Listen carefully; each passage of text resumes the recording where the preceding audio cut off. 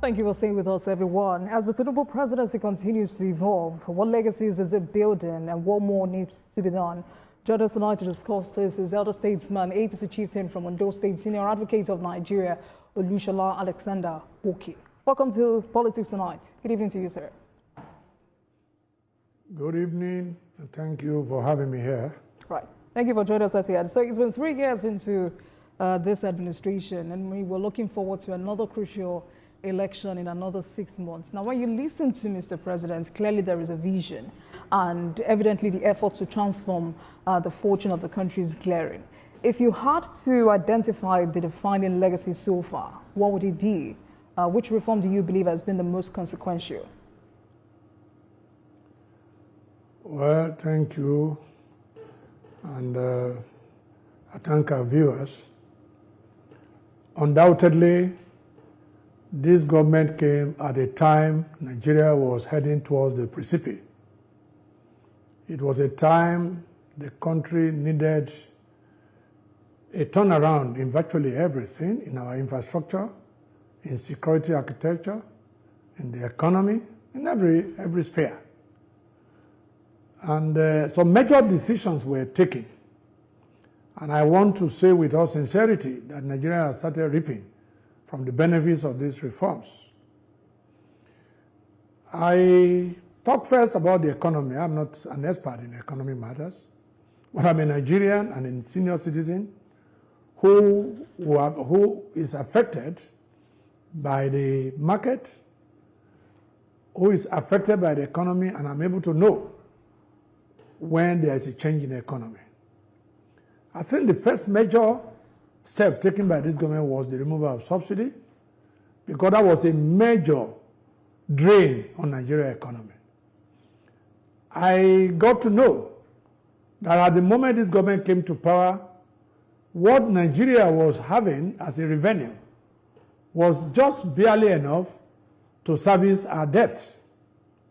And my understanding of that, as has been explained by the economists, is that it will mean that we have to look elsewhere to have money to meet our commitments, to pay salary, to pay for projects. What was being done before this administration was to get huge loans from financial institutions and to also print naira. And the damage this did to our economy was to bring down totally the value of the naira. This government came in, removed subsidy, bridged the gap between the private markets, and then try to expand the base of the economy so that the economy can regenerate itself. Because I'm told by economists that when you have an economy that is totally dependent on importation, economy that is dependent on rent, that such economy cannot grow. So today our economy is ballooning because of these various policies. Yes, it has adverse effect on the common individuals. But like I would say, you cannot go for a child delivery and say you want to totally avoid blood. It is not possible. You cannot eat omelette without breaking the egg. So it must necessarily come with some challenges, and that's what we've been going through. But any dispassionate observer of our economy today will attest to the fact that economy is growing. Our fortune is growing up. We have greater reserve now, foreign reserve. Economy is diversified. We are no longer the monolithic economy we were before, where we dependent 100% on oil.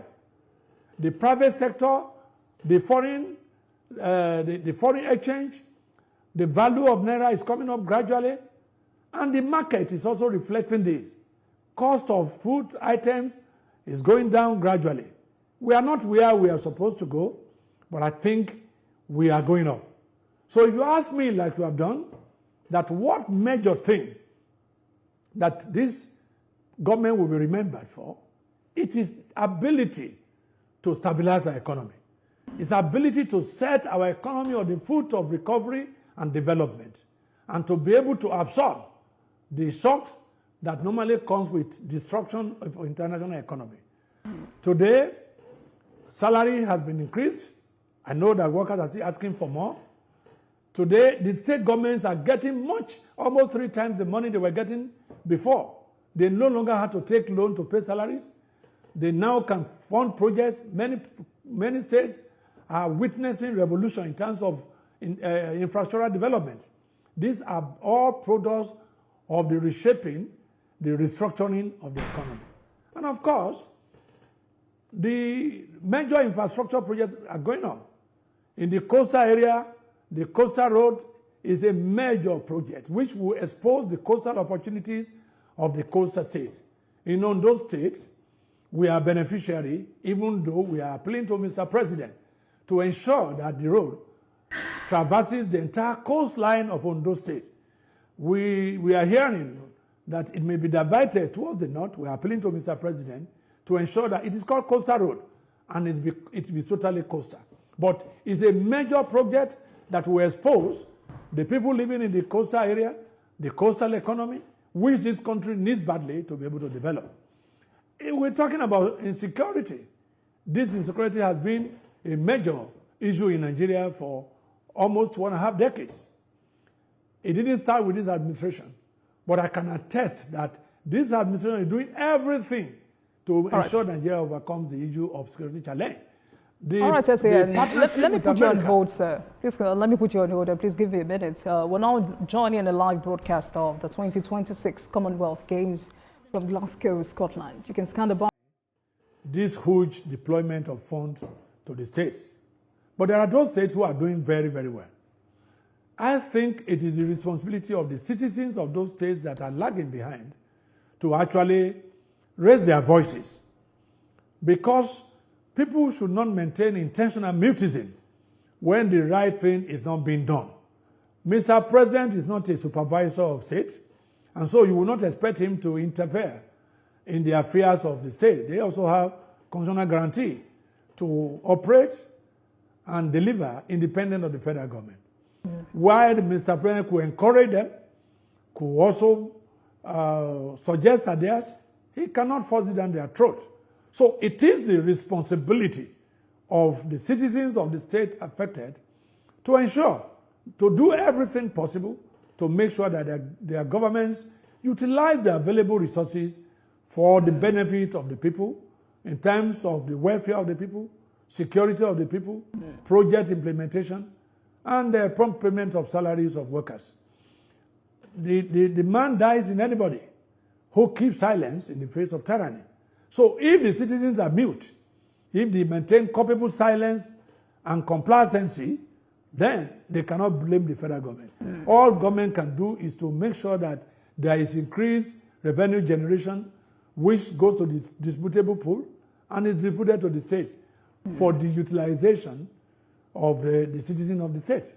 And so I attest that one may not be very impressed by the performances of some of the All right, SAN. So when you ask Nigerians to hold their governors accountable, the question they ask is how? How can citizens now, better hold subnational governments accountable? Because as it looks like our political culture has become too centered on the presidency.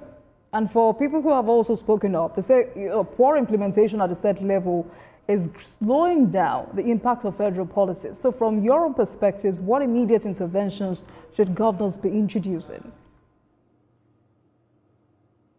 Sorry, come again with that question. That question.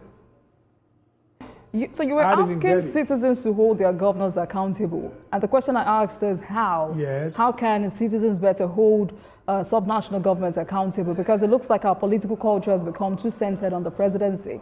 And for people who have spoken up, they said, poor implementation at the state level has also slowed down the impact of federal policy. So I'm asking, what immediate interventions should governors be introducing in their various states? Well, your questions are well loaded. The first one is, what would the citizen do to make their government deliver? First is to be part of that government, to know what government is doing, to insist on bottom-up approach.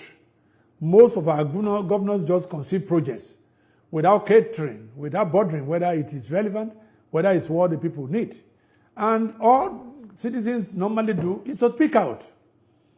If you are silent, you watch with mood indifference and culpable complacency, then the governor will think they are doing the right thing. Okay. So what they can do is to actually rise, talk about the governance, criticize government where government is not doing well, praise the governor where he's doing very, very well. That to me is what the citizens can do. All right. When budgets are passed, to insist on implementation and to make sure that the budget passed is reflective, is fair, and just to all the local governments within the state. As to, yes, undoubtedly, when the state, the second layer of governance is not delivering, it has negative effect on whatever the federal government is doing. Because there's nothing like federal government without the state. All right. There's nothing like state without the local government. And so, if the state that is supposed to be the recipients of the efforts of the federal government is not doing well, the people will normally blame the federal government. And that's why I think from time to time, the federal government must have a machinery not for directing, but for monitoring what the states are doing. All right, I see. And when they are not doing well, government should speak out. All right, thank you for that. Now, quickly, let me take you up on the APC in Ondo State. I mean, the last few weeks, there's been a lot of back and forth over the stability of the party in Ondo State. The party is clearly in crisis. And about 2 weeks ago, it looked like the Governor's Advisory Council was, expected to mediate and calm this raging storm. How serious is this current level of discontent within the party? And what are people like you doing to stabilize the party? Thank you very much. I will take your last question before I take the first part of it. What are people like me doing? What we are doing as leaders of the party, as leaders and elders of the party, was first and foremost not to be involved. Because when you get involved in the combat, the dust is sure to blind your view and you won't be able to make further contribution. So we have tried as much as possible to maintain neutrality, to maintain dispassionate position on matters. So that gives us the locus to be able to intervene when we think it is necessary. Yes, the responsibility of calming the state, to put the state in the state of peace, lies on the governor. He is the leader of the state, is the leader of the party. A governor cannot be minister simultaneously, and a minister cannot be governor simultaneously. I think it behoves the governor, and it also behoves the minister and the ministers to ensure that whatever difference or differences in their opinion or approach or strategy or aspiration is not escalated to trauma for the people of the state or for the party. But I can assure you as leaders, we will not allow the situation to degenerate further or to continue in this manner, because we know we have a big project, a big assignment ahead of us, and that is returning Mr. President with massive vote from Ondo State. If you look at the configuration of the Southwest, Ondo State is the only state where there is no opposition, where Mr. President should expect the highest return at election. If I want to take the step one by one, you will see that Ondo State is very unique. All right. Sadly, we do not have that time. Sadly, we do not have that time. But perhaps if we have this conversation again, we'll focus on Ondo politics. Thank you so much for speaking with me tonight. Senior Advocate of Nigeria, APC Chieftain, Chief Olusola Oke. Thank you so much for your time, sir. Please have a great evening. Thank you for having me here, and God bless Nigeria. Thank you. Thank you very much. Thank you for watching, everyone. That marks the end of today's episode of Politics Tonight. But before we go, let's tell you that views and reactions of our resource persons are theirs and have no connection with TVC News. Meanwhile, you can watch the repeat broadcast of this episode at 12:30 a.m. Get in touch with us on our social media handles, Facebook, Instagram, and X at TVC News NG and at Olajumoke using the hashtag Politics Tonight. We're also on YouTube at youtube.com/TVC News NG. I'm Olajumoke Olatunji. Good night, everyone. I'll see you again tomorrow.